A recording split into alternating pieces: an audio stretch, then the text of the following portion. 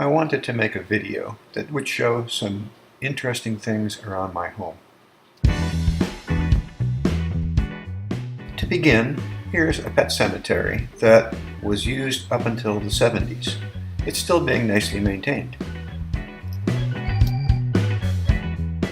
It has an interesting location following the curve of a freeway on-ramp.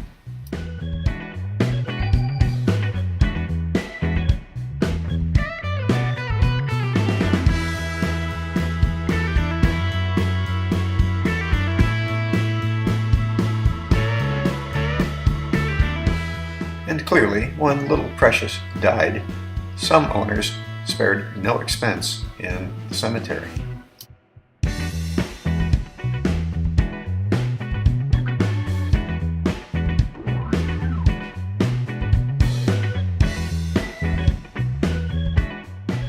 We have a children's museum here in San Jose.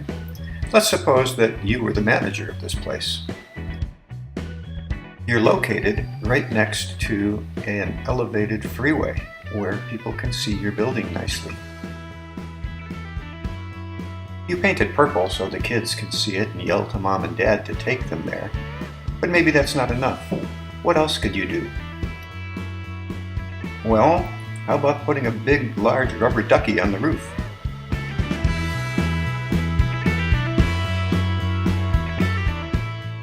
Another option might be putting a Monopoly game out front. But if you do that, it better be pretty big. I mean, really big. Notice I avoided the square that said jail.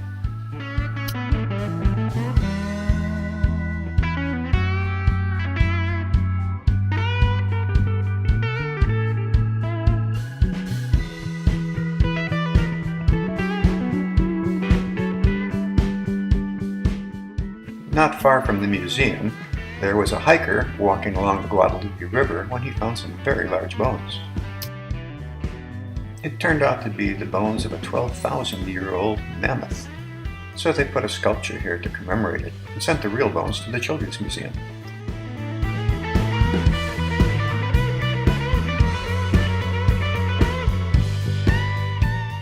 Lastly, I wanted to show you a unique cemetery. This cemetery was from the late 1800s. And while lots of places have old cemeteries, I'll bet yours doesn't have anything like this. What's buried here isn't a person. Rather, it's simply the left arm of a 13-year-old who got it shot off in an accident.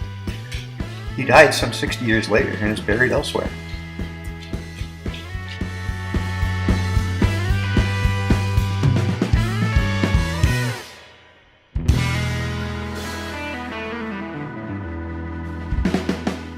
Nonetheless, I thought I'd finish this video by wandering around and just looking at some of the old graves.